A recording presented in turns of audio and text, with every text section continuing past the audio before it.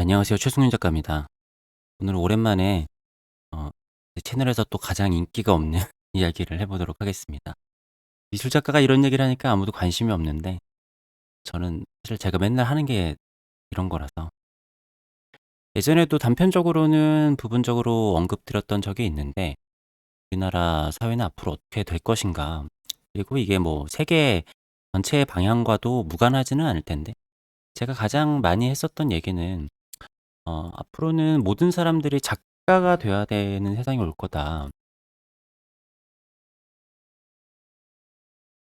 이 올 거라고 했는데 뭐 그것이 여러분들이 생각하는 저 같은 인제 작가의 직업 이런 거랑도 쪼끔 다를 수가 있어요. 음 뭐 이 얘기는 사실 워낙 많은 곳에서 얘기를 들으셨겠지만 앞으로는 명함 같은 게 없어지는 세상이 온다. 직업 같은 게 나는 어떤 직업에 얽매이는 사람이 아니고 평생 직업이라는 것도 없고 직업도 계속 바뀔 수도 있는 세상이다. 그것에 연결이 안 되는 사람들이 아마도 살아남기가 힘들어지는 세상일 겁니다. 그러니까 뭔가의 관념이 있잖아요. 근데 그 관념과 관념 사이가 분명히 연결되는 게 있을 텐데 연결선에 대한 상상이 안 되는 거죠. 그러면은 바뀌는 세상에 대해서 그거를 따라오지 못할 거고 아마 도태되는 그런 현상이 생기게 될 겁니다. 그래서 제가 요렇게 얘기를 하게 되면은 좀 오해가 있을 수도 있어요. 왜냐하면은 작가 하면은 다시 또 많은 분들께서 한 고흐 정도 시대의 사람을 생각을 하는 사람들이 아직까지도 뭐 굉장히 많기 때문에 그런데 그러한 생각을 하는 구조 자체가 '앞으로의 세상에서 살아남기가 좀 힘들다.'라는 거죠. 그래서 오늘 여러 가지 이야기를 해볼 텐데 그중에서 일단 처음에 앞으로 그러면은 '어떤 사람이 잘 안 될까?' 예를 들자면은 그런 경우 있습니다. 집에 TV를 없앤 사람. 그런 집들 있죠?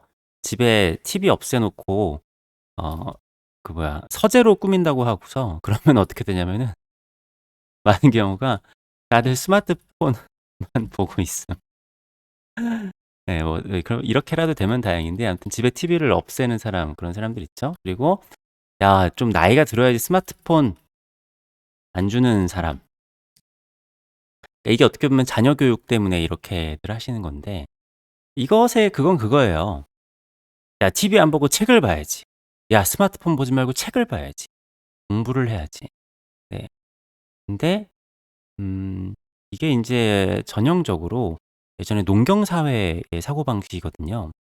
왜냐면은 뭐 우리 아버지가 했던 거, 할아버지가 했던 거, 우리 어머니가 했던 거 이런 것들을 그대로 해야지 '성공을 한다.'라는 아주 옛날식의 사고방식인 겁니다. 그러니까 그런 분들 머릿속에는 책을 보는 게 성공과 인제 바로미터인 거예요.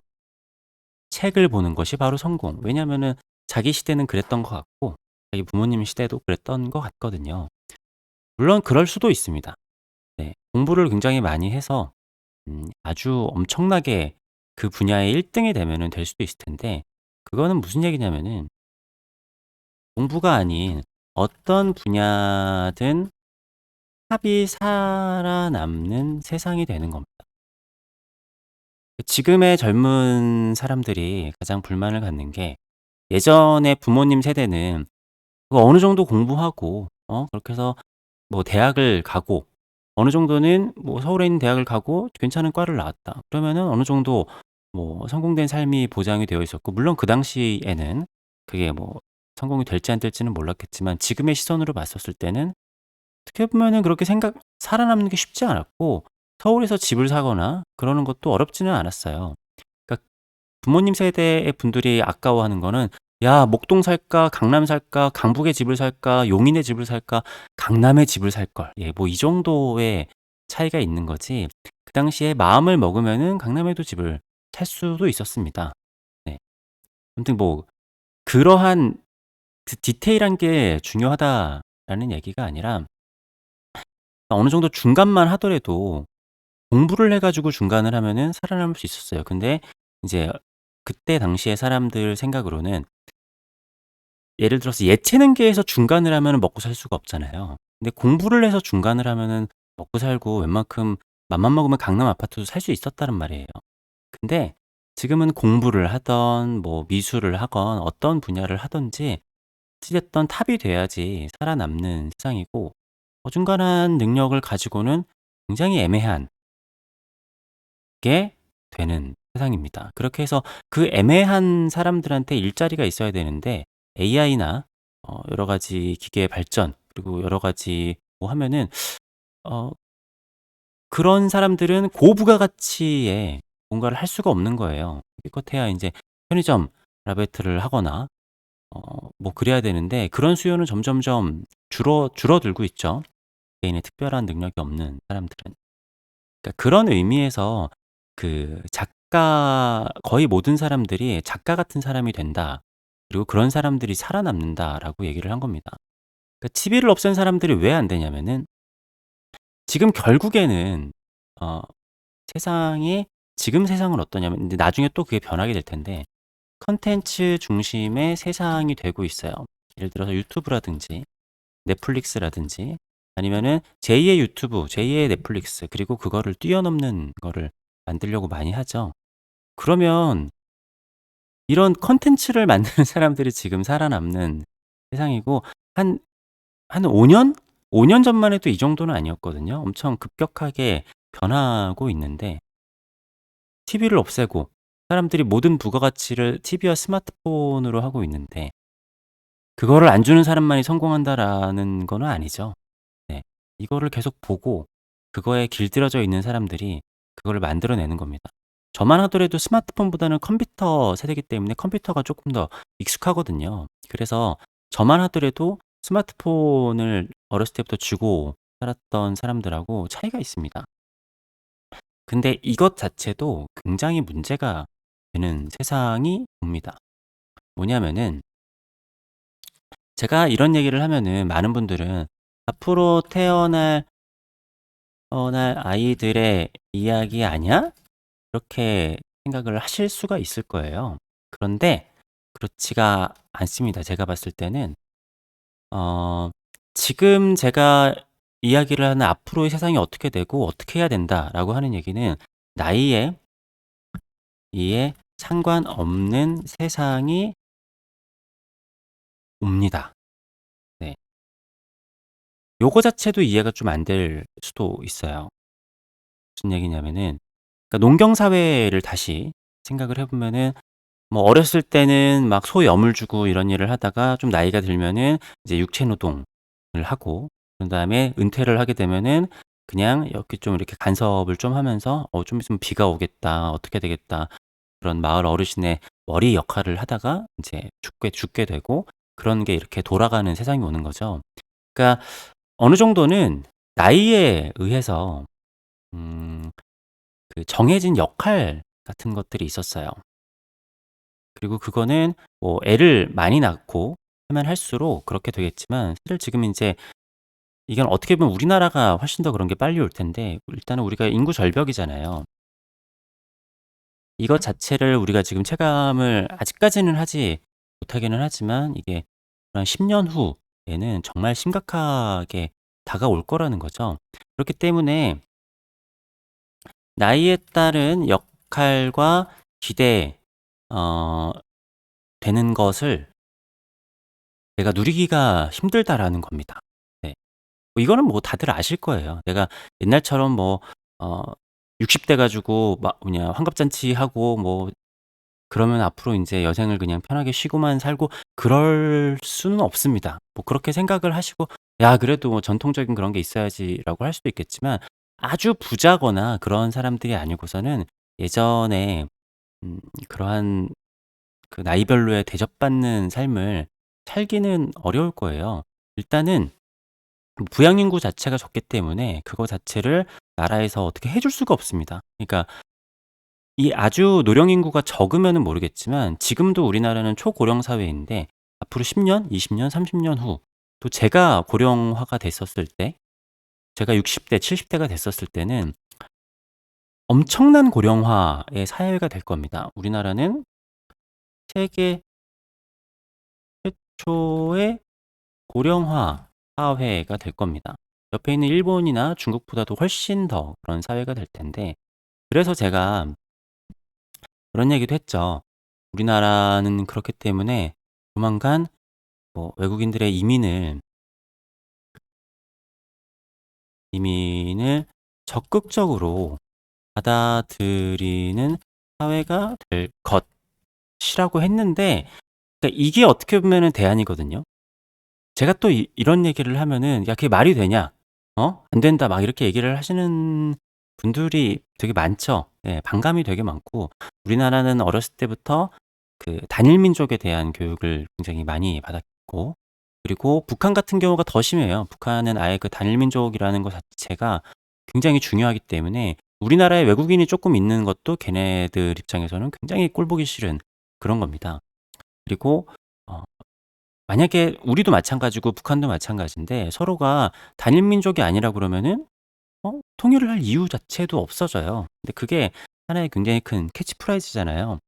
뭐 아무튼 이게 내가 좋든 싫든 내가 지금까지 누리던, 우리가 관념적으로 고정관념으로 알고 있는 나이대별 역할을 기대한다면 이민을 적극적으로 받아들일 수밖에 없습니다. 네. 여러분들 요즘에 그런 생각들 하시죠? 야, 이제 인구가 줄어드는데 저렇게 집값이 줄어드는데 집값 떨어질 거야 라고 얘기를 하시는 분들이 굉장히 많죠. 그러니까 전 세계가 그런 생각들을 많이 했는데 집값이 어떻게 폭등을 했었죠? 우리나라는 오히려 그게 좀 덜 했는데 전 세계의 집값을 중국인들이 다 사갔었죠. 예, 그래서 뭐 중국인들을 다 없애야 된다 또 이런 얘기가 아닙니다. 이거 좀 굉장히 냉정하게 생각을 해봐야 될 문제일 거예요. 인구가 줄어드는데 집값이 떨어질 거야 라고 생각을 할 텐데, 근데 우리나라가 지금 아시아에서 굉장히 강한 나라잖아요. 그리고 거기서도 서울.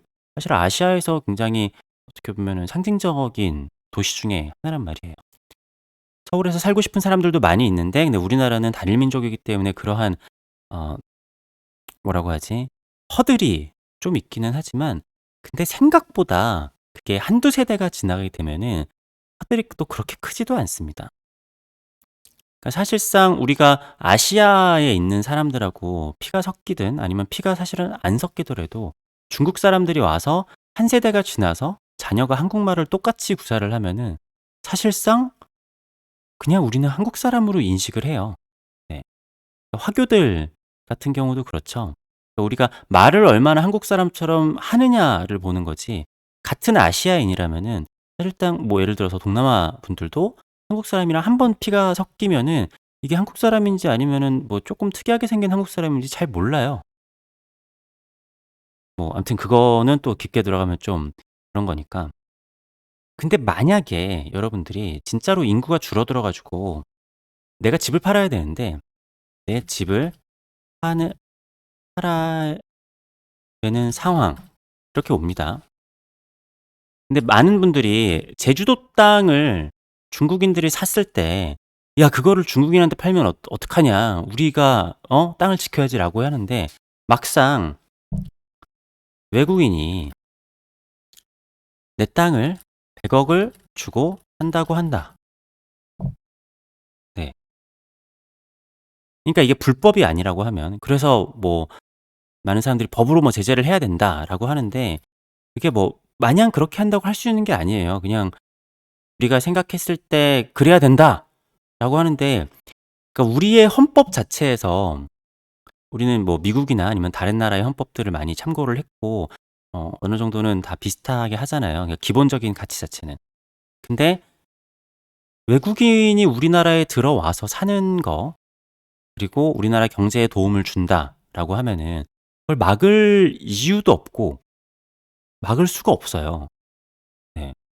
그러니까 북한 빼고는 아마 우리나라는 한민족이 아니면은 절대 받아들이지 않는다. 그럼 또 한민족이라는 게 경계가 어디냐라고도 되게 그렇고, 그리고 암튼 막상 내 입장이 되면은 내 집을 10억 에도 우리나라 사람한테는 안 팔리는데 외국인이 와서 100억 을 주고 산다고 한다? 안 파실 겁니까? 네. 막상 내 입장이 아니니까 난 안 팔 건데? 나는 뭐 그렇게 안 해. 하지만 전 세계 그 선진국이라고 하는 모든 나라가 어 다 그렇게 팝니다. 그러니까 이 사람이 신용이 없고 '아 중국인 못 믿겠는데.' 해 가지고 그렇게 안 팔면 모르겠지만 실제로 돈을 확실하게 줬다라고 하면은 아마 안 팔 사람은 뭐 한 10,000명에 1명 있을까 말까입니다. 돈 더 주겠다고 그러는데 안 파는 사람은 없죠. 근데 아무튼 우리나라도 이 인구 절벽 때문에 출산 정책을 뭐 또 이런 얘기를 하면 그래요. "그럼 출산 정책을 제대로 해야 되지 않냐." 그리고 뭐 "헬조선이다."라고 하는데 또 그렇지도 않습니다. 이것도 얘기가 그럼 너무 길어지니까. 사실상 나라처럼 주변에 어떤 나라를 봐도 이렇게 좋은 나라는 사실 잘 없잖아요. 보면은 동남아 이런 데 되게 못 사는데도 우리나라보다 출산율이 되게 높단 말이에요. 만약에 거기서 애를 낳고 산다고 생각하면은 '그런 데서 어떻게 애를 낳고 살아?' 이렇게 생각을 하실 텐데 우리나라가 여건은 더 좋잖아요. 그러니까 여건이 안 좋거나 헬조선이라서 뭐 이렇게 애를 안 낳고 막 그러는 거는 아니거든요. 그러니까 이거를 그런 감정적인 문제로 가거나 그러면 안 됩니다. 뭐 '나라가 잘해야지.' 뭐 그런 게 아니라 제가 얘기하는 거는 그냥 현실적으로 지금 그렇게 되고 있고 이거는 그걸 되돌리는데 쉽지 않고 그걸 되돌릴 수 없다라는 거를 전제하로 이미 지금 뭐 나라의 사람들도 정책을 펴도 안 되기 때문에 이미 체념하고 이거를 어떻게 받아들여야 되느냐의 단계로 사실은 이미 가 있기 때문에 그거 자체가 왈가왈부하는 거는 크게 의미는 없습니다. 자 아무튼 제가 이거를 얘기하고자 하는 그 요점은 뭐냐면은 그냥 아무튼 우리나라는 외국인들이 들어오는 이민에 대해서 반감이 엄청나게 커요. 그래서 뭐 외국인이 이민이 들어오는 상황은 나중에 좀 길게 얘기를 하기로 하고 제가 얘기를 할 거는 이민이 적극적으로 안 된다면 을 가정을 하고 얘기를 해 보도록 하겠습니다. 어 그 우리가 제가 얘기를 하는 이민이 돼야 되는 이유는 요렇게 그거 아시죠? 인구 항아리 구조라고 하면은 이런 식으로 요렇게 항아리가 요런 식으로 있어야지 요렇게 생산 가능 인구가 두터워야지 그렇잖아요. 근데 앞으로 우리나라는 이런 식으로 갈 거란 말이죠. 근데 이게 아무리 내가 요쯤부터 애가 폭발적으로 늘어난다고 하더라도 요 사이클이 다시 돌아오는 데는 뭐 몇십 년이 걸려요. 그렇기 때문에 그동안 나라가 망할 거 아니에요. 때문에 이민을 통해서라도 여기를 이렇게 들려야 되는 건데 아무튼 "이게 안 된다."라고 하면은 이 개념 자체를 바꿔야 되는 상황이 올 겁니다. 무슨 얘기냐면 생산 가능 인구에 대한 개념의 변화가 자체가 필요하다라는 거예요. 아까 얘기를 했었던 전통적인 농경 사회의 개념에서 아예 변화를 해야 된다라는 겁니다. 어 미국 같은 경우를 보면 미국은 굉장히 고도화된 사회이기도 하지만 엄청난 농경 국가이기도 합니다. 우리가 얘기를 하는 뭐 독일이라든가 프랑스 이런 선진국들도 보면은 그러한 고부가가치 산업도 하지만 굉장한 농경 국가예요. 그렇기 때문에 우리나라 같은 이런 만약에 미국이 초고령화 사회가 된다. 우리나라보다 훨씬 더 문제입니다. 아무튼 우리나라는 농경 사회라고 보기에는 농업 국가라고 보기에는 굉장히 좀 어렵잖아요. 그렇기 때문에 이 가능 인구에 대한 개념의 변화가 어 더 빨리 그러니까 가능합니다. 네. 전통적인 노동의 그런 것들의 비중이 어 낮아도 가능할 수 있는 나라이기 때문에 어 근데 요게 되려면은 일단은 그 전제 조건 자체가 '아시아의 중심이 돼야 된다.'라는 전제 조건이 있기는 해요.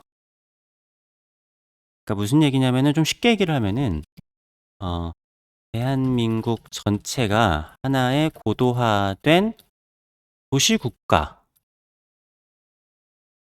돼야 된다라는 거죠.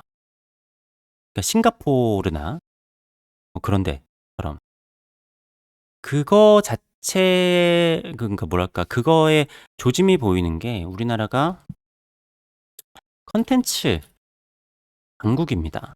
그러니까 어렸을 때 그렇게 TV 보지 말고 하지 말고 책만 봐라 공부만 하라라고 했는데 우리나라 사람들이 예체능적인 재능이 굉장히 많아요. 그래서 뭐 케이팝도 그렇고 패션도 그렇고 뭐 여러 가지 감각적인 것들은 어 아시아에서는 거의 탑이고 전 세계에서도 거의 뭐 탑이라고 볼 수가 있죠. 네.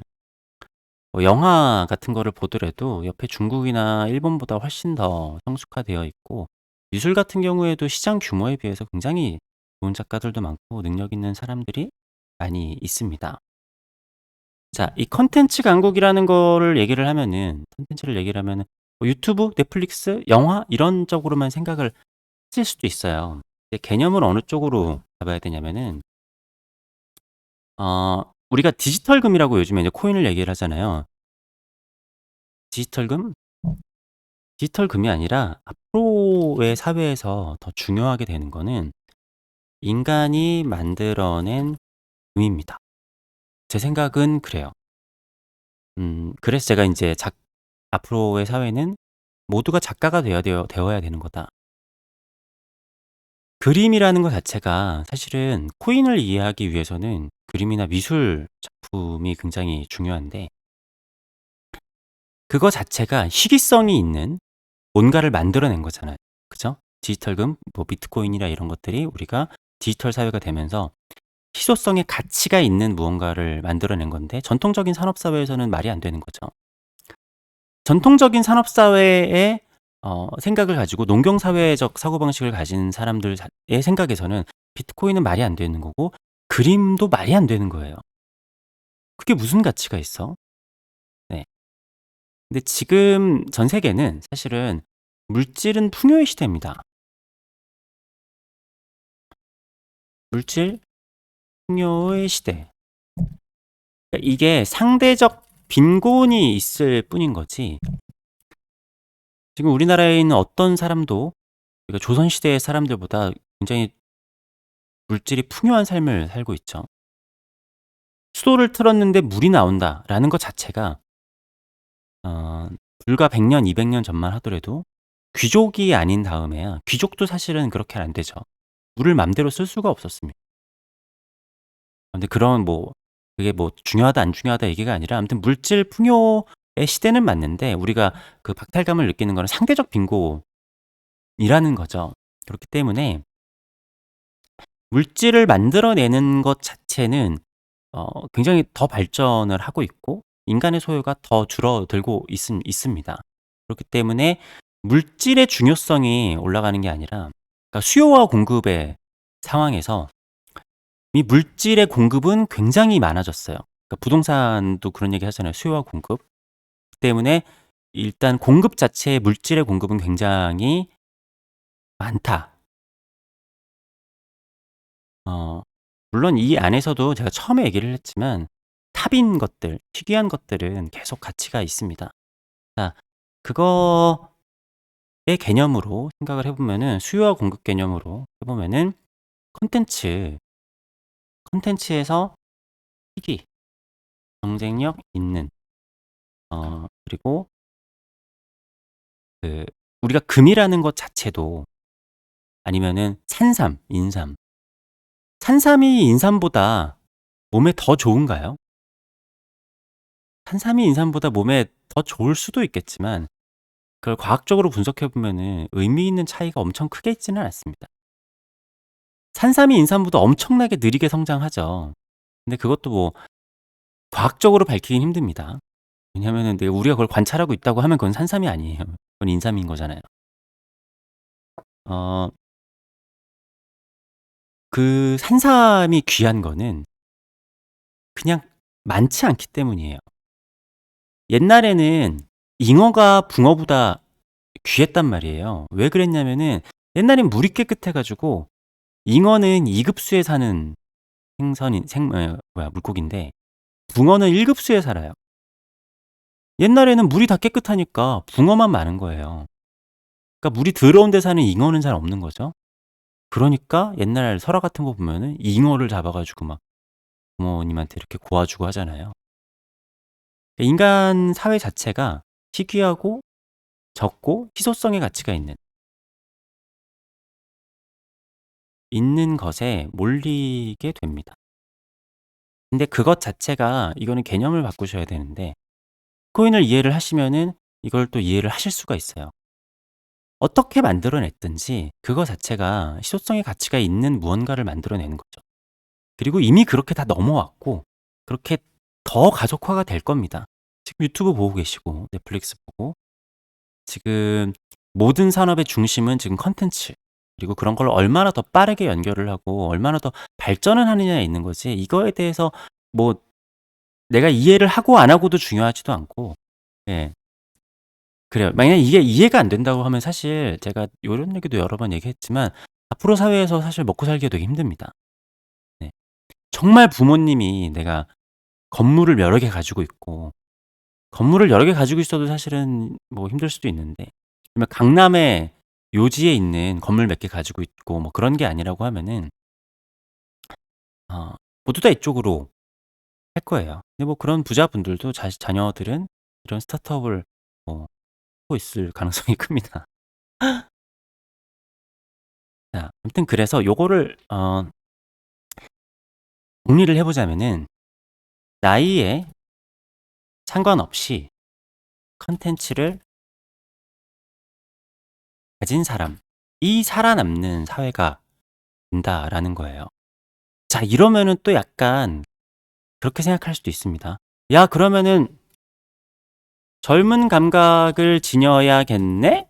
라고 생각을 할 수도 있겠습니다. 지금까지는 항상 그랬잖아요. '내가 감각적이라는 거는 젊은 감각을 지녀야 된다.'라고 항상 생각을 하는데 이게 그런 개념이 아닙니다. 그러니까 그러한 개념으로 생각을 하면은 그거는 다시 또 전통적인 개념에서 벗어나지 못한 거예요.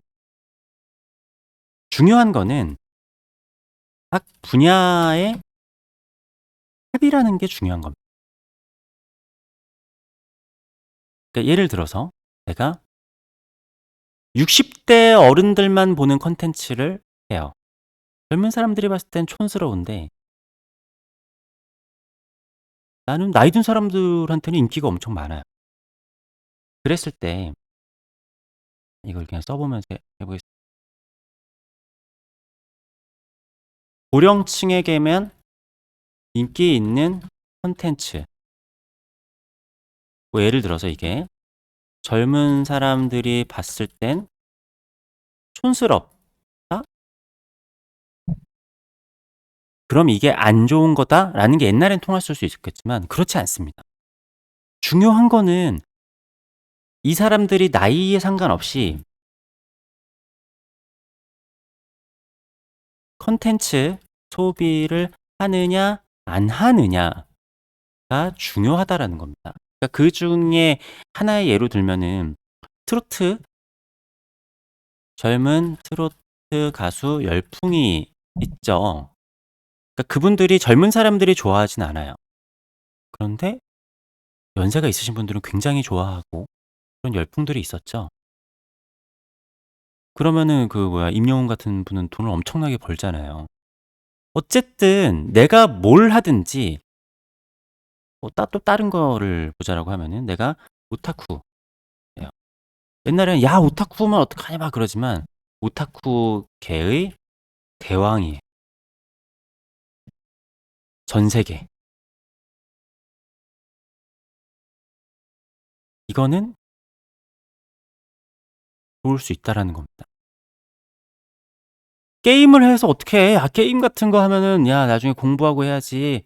근데 게임의 제가 지금 굉장히 이것 자체도 고전적인 카테고리를 말씀을 드리는 건데 이거 자체가 크로스오버가 돼도 오케이. 뭐든 상관없습니다. 촌스러워? 상관없어요. 그런 것들이 나타나고 있죠. 피식대학 같은 거 보면은 일부러 촌스럽게도 하잖아요. 촌스럽고 안 촌스러운 것도 상관없고 보고 복고지 않은 것도 상관이 없습니다. 자, 내가 지금 미술을 그리는데 음 바로크 그러니까 르네상스 시대의 그림을 그려? 시대에 뒤처지나? 아닙니다. 네. 그때 그렇지 않죠. 그러니까 그 시대별로 뭐 유행은 있을 수도 있고 그렇겠죠. 그렇지만 지금도 이 분야에서 탑인 사람들은 탑의 대우를 받고 삽니다. 네.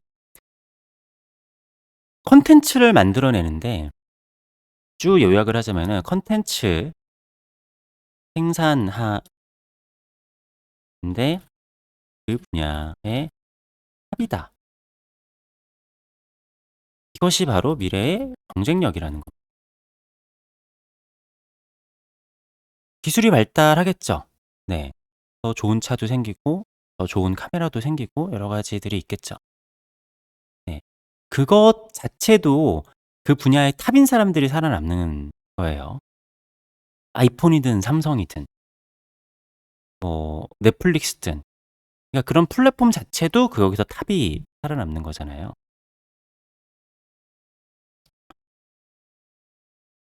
그렇게 따지면은 고시 공부의 탑도 같은 개념 아니야?'라고 생각을 하실 수 있을 텐데 자 이게 내가 만약에 고시라는 거를 하고 있다라고 해 봅시다.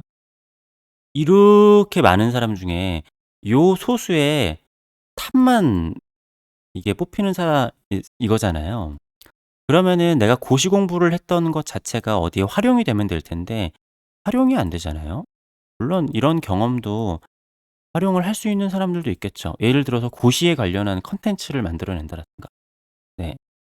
뭐 조조소의 이 과장님처럼 중소기업에 다녔던 경험을 자체로 콘텐츠를 만들어낸다든가 그러면은 그게 괜찮을 수도 있겠죠. 근데 요거에 활용이 안 되는 분야에서 내가 고시를 계속하고 있으면 이 경험이 쓸모가 없어지는 거잖아요. 근데 내가 만약에 어떤 콘텐츠를 만들어 내는데 한 가지 예를 들자면은 지금 요즘에 프로게이머들이 있잖아요. 프로게이머들이 있는데 그냥 그 대회 자체에서 탑이 돼야지만 살아남는 것도 있었지만 시대가 지나가면서 다들 다르게 가요. 어떤 사람은 약간 엽기 쪽으로 가고 어떤 사람은 뭔가 그 진짜 실력으로 계속 하는 사람들도 있고 어떤 사람은 아예 그냥 방송 분야가 달라진 사람들도 있고 그러니까 같은 프로게이머 출신들인데 거기서 살아남은 사람들은 자기만의 뭔가를 만들어낸 사람들이라는 거죠. 그렇게 해서 이것이 그러니까 내가 고시라는 한 가지만 바라보는 카테고리에서 탑을 살아남는 개념이랑은 다른 거예요. 이거 자체가 여러 가지로 이렇게 나뉘어져 가지고 각 분야에서 탑이 되는 그렇다라는 겁니다. 이 모든 한 가지만 바라보고 사는 사회에서 탑이 되는 건 옛날 인제 사회인 거고 이것들이 분업화가 됐는데 각 분야에서 탑이 되고 여기서 또 나뉘어져 가지고 거기서 탑이 되고 하는 것 자체가 지금 어 AI 시스템으로 인해서 연결이 되고 알고리즘에서 추천을 하고 이런 것들이 아주 엄청나게 빠르게 발전을 하고 있기 때문에 그렇다라는 거예요. 이게 참 설명하기가 이 이해를 하셨을 거라고 네 생각을 합니다. 그래서 뭐냐 갑자기 인구 절벽에서 갑자기 그러면 뭐 콘텐츠를 해야 되냐 뭐 이렇게 얘기가 빠진 것 같기도 한데 이렇게 돼서 한국 자체가 나이에 상관없이 내가 나이가 있다면 나이가 있는 사람들을 겨냥할 수도 있고 나이가 있는데 젊은 사람들을 겨냥할 수도 있고 젊은데 젊은 사람을 겨냥할 수도 있고 젊은데 나이가 든 사람을 겨냥할 수도 있고 이 모든 게 다 크로스오버가 돼요. 이 모든 게 다 크로스오버가 되는 거에서 약간 인종 문제만 해결을 좀 해야 되는 게 좀 큽니다. 우리나라만큼 인종차별이 큰 나라가 없기 때문에. 정말 심각하게 인종차별이 있는 나라예요. 우리가 뭐 그러니까 내로남불이 심하죠. 미국 가 가지고 우리가 차별을 받으면 그러면서 우리나라에 외국인이 있는 건 또 싫어해요. 미국이랑 우리나라가 무슨 차이가 있죠? 네. 미국으로 우리나라 사람들이 이민 가기 싫으면은 "야 트럼프가 이렇게 만들어 놨다." 하는데 우리나라로 우리나라로 이민 오면 되게 싫어하잖아요. "왜 우리의 단일 민족을 해치냐." 예. 그러니까 그 좀 문제가 있긴 하죠. 우리나라 어렸을 때부터 단일 민족이고 단일 민족이기 때문에 막 군대도 가야 되고 막 이런 얘기도 막 세뇌를 받아 왔잖아요. 근데 세계 선진국 어느 나라를 가 보세요. 다민족 군대가 아닌 데가 있나요? 네. 물론 아프가니스탄이나 인도 같은 데 보면은 우리가 봤을 때는 '걔네도 똑같은 단일 민족 아니야?'라고 볼 수 있겠지만 그 사람들은 자기들끼리 단일 민족이라고 생각 안 하죠. 그러니까 그렇게 내전이 계속 벌어지는 거기도 하지만 아무튼 우리가 선진국을 향해 나가는 거니까 선진국을 봤었을 때 어떤 직장이든지 어떤 뭐 군대도 마찬가지고 잘 돌아가는 곳이라고 하면은 인종이 굉장히 다양하게 있습니다. 제가 그거는 또 따로 말씀을 드렸었지만 어 이거는 아주 전통적으로 옛날부터 차별이 없는 도시와 그런 데들이 다 발전을 했어요. 근데 그것이 고인물이 되면서 차별이 생기고 하면은 뒤처지고 그런 것들이 있었죠. 그러니까 우리나라가 콘텐츠 강국이 되어서 음 나이와 상관없이 인 그 전 세계 그리고 아시아의 탑인 그런 곳이 되려면은 요런 일단은 인제 우리나라가 다른 인종에 대해서 배타적인 그런 것들을 없앤 상태에서 요러한 방향으로 가야 된다라는 겁니다. 그러니까 제가 아까 두 가지를 말씀을 드렸죠. 그러니까 이 우리가 지금까지 생각했었던 전통적인 삶의 방식 그리고 그런 산업 구조를 생각을 하면은 이민을 적극적으로 받아들여야 됩니다. 네. 이미 출산율을 높이면 되지 이미 그건 늦었어요. 네. 지금부터 갑자기 출산율이 폭발한다고 하더라도 이 인구 구조를 변화시키는데 아무리 못해도 30년 이상 걸립니다. 몇십 년이 걸리는데 이걸 이민이 적극적으로 되지 않는다라고 하면은 이 전통적인 나이의 가치관이 달라질 수밖에 없어요. 네. 뭐 젊었을 땐 공부하고 40대 50 대까지는 일하다가 60 대부터는 쉰다? 그렇게 해 가지고는 나라가 돌아갈 수가 없습니다. 네. 그때부터는 진짜 헬조선이 오는 거예요. 예. 그러면 세금을 일하는 사람들한테 무지막지하게 걷어야 되고 지금 우리가 여러 가지 뭐 재산을 가진 사람들한테도 세금을 더 늘린다고 하는데 반감이 많잖아요. 근데 어쩔 수가 없어요. 생산 가능 인구가 줄어들기 때문에 60대 이상들한테 일을 안 한다고 세금을 걷지 않으면은 안 되는 거죠. 그렇기 때문에 재산을 가진 사람들한테 더 세금을 걷게 하고 물론 그게 잘했다라는 게 아니라 그거는 여야랑 사실 없이 기본적인 문제는 인구 구조의 변화가 있기 때문에 그런 식으로 세수를 많이 늘릴 수밖에 없다라는 거죠. 물론 그것이 안 좋게 다가오는 거는 맞지만 근데 따로 방법이 있는 것도 아니에요. 그러니까 어떤 식으로 세금을 늘리느냐의 차이가 있는 거지 그게 아닌 겁니다. 그러면 또 그중에 하나가 우리나라가 그러면 서울 좋은 를 좋아하는 사람 많으니까 한국에 이민 오고 싶은 사람들한테 돈 많이 내고 오게 해. 세금 많이 내게 하고. 그런 게 어 그런 게 사실은 어떻게 보면 합리적인 겁니다. 사실 되게 많은 나라들이 그렇게 하고 있고. 우리가 뭐 캐나다 이민 간다 그러면은 돈을 투자를 많이 하거나 아니면 굉장히 특출난 능력이 있어야 되는 거잖아요. 그렇게 해서 그런 걸 다 실험을 봐서 이민 평가를 하잖아요. 그러니까 우리나라도 마찬가지고 그렇게 하지 않을 이유가 없는 헌법을 가지고 있는 나라인 거죠. 근데 그게 만약에 정말 우리나라의 특수성 때문에 안 된다라고 하면은 전 세계의 중심이 되는 콘텐츠 강국이 되고 그거 자체가 더 이상 나이를 따지고 그러는 거 자체가 의미가 없고 가장 중요한 거는 '야 이게 그러면은 앞으로 젊은 애들을 이렇게 키워야 되나?' 그게 아니라 여러분들 자체도 지금 이걸 듣고 계시는 10 대든 20 대든 30 대든 40 대든 50 대든 60 대든 상관이 없죠. 네. 이 개념을 바꿔야 됩니다. 생각의 개념 자체가. 그렇지 않고서는 살아남을 수 없다라는 거예요. 그리고 내가 뭔가에 성공을 했다라고 해도 거기서 다시 또 끊임없이 변화가 돼야 됩니다. 근데 저는 사실 어떻게 보면 구조주의적인 생각을 하는 사람이기 때문에 자꾸 구조적인 생각을 강조를 하는데 어 그게 결국에는 그런 생각의 구조를 탄탄하게 가지고 있는 사람들이 어떤 분야로 가든지 그거를 그 '경쟁력이 있다.'라고 생각을 해요. 물론 그중에서도 한 가지의 직업만으로도 계속 가는 사람도 있을 겁니다. 길이 다양하다라는 거예요. 제가 '끊임없이 변화해야 된다.'라고 해서 무조건 맨날 직업을 바꾸는 사람이 살아남는다라는 얘기도 당연히 아니겠죠. 네. 그렇습니다. 요게 어 미래의 얘기들과 프로의 사회들은 사실은 그거를 직접 겪어보지 않고는 사실은 추상적으로 들리고 잘 그림이 그려지지가 않아요. 근데 언제나 그거를 미리 그림이 잘 그리고 그 그림을 잘 그리고 그거에 미리 대처를 하는 사람들이 항상 살아남는 거죠. 그런 의미에서 아무튼 작가라는 직업은 앞으로도 계속 더 잘 될 수 있고, 그러니까 작가를 한다고 더 잘 된다라는 게 아니라 어 어떻게 보면 나중에는 작가라는 직업의 경계 자체도 굉장히 모호해질 겁니다. 물론 저는 지금 취미로 유튜브를 하는 거기는 하지만 어떻게 보면은 작가기도 하지만 유튜버기도 하잖아요.